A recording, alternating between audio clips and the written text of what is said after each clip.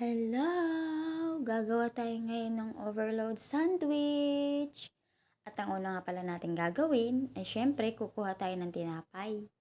At since dahil hindi naman tayo masiba, so dalawa lang ating gagawin. Dalawa lang po ang ating gagawin. Kasi hindi naman tayo laki ganun kalakas kumain, ganun kalaki yung bite natin. So, yes, hindi ganun kalaki, hindi, dalawa lang. Then, ang ating unang ilalagay ay ham. At, para po sa inyong kaalaman, itong mga ginagamit ko po ngayon na panggamit sa overload sandwich ko, ay itong mga ulam lang po na andito lang din ng mga bahaw-bahaw. Naisipan ko lang po talagang gumawa ng overload sandwich. And then, meron na nga tayong ham. 2 slice ng ham. And then, papatungan din natin ang ating ham ng scrambled egg. Actually, meron din ako dyan isang pirasong sunny side up egg. Pero, hindi ko lang siya gustong ilagay kasi medyo mabasa. So, ayoko siyang yung yellow niya ba? Hindi siya ganun kaluto. Kasi yung mga bossing ko nga ay hindi sila syempre ganun nakain hindi sila mahilig sa sunny side up na medyo sunog yung bawat gilid pati yung puti, hindi sila ganun. So, kumbaga, ayun lang. Ganun lang kasi ang gusto nila, yung medyo mahilaw yung yellow.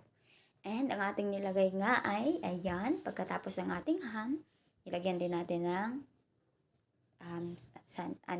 scrambled egg. And then, ang panglagay natin sa susunod ay cheese na malapad. Basta, yan po ang tawag ko. Hindi ko po alam kung anong tawag dyan, pero basta cheese po na malapad ang tawag ko dyan. Basta cheese na malapad. Hindi ko alam kung anong specific name. Pero, yan, nilagay ko. And then spread din. Parang cheese din siya. Hindi siya matamis, which is gusto ko. Kasi hindi din siya matamis. Creamy siya, ganun. And then, pinahid natin sa ating pangtaklob ng tinapay. Diba? Nilagyan natin, medyo madami-dami konti. At ang ating nilagay nga sa ating sandwich na overload ay iyan lang.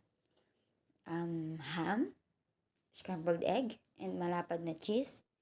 And yan lang. Pwede mo siyang kainin. Kasi ako naman masyadong madami. Kasi hindi naman kalaking bunganga ko para magkagat ng ganyan ay Diba? And also, dahil nga ay maliit lang din ang babae, ay hindi naman natin kayang isang yan, ay hahatiin natin yan. And kung sinong hihingi niyang isa, kabiyak, ay bibigay natin. Diba? Ang bait ko naman. Ang bait ko naman. See? Ang ganda, diba? Ang ganda ng ating gawa ng overload sandwich.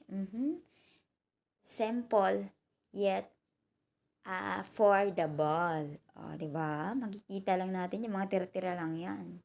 Hindi natin kailangan gumastos ng mahal para makakain ng overload sandwich. Kasi, yung ating mga ingredients na yan ay makikita lang natin yan sa ating mga tira-tira. Kung anong titira na pwede mong or gusto mong palaman dyan sa tinapay, go!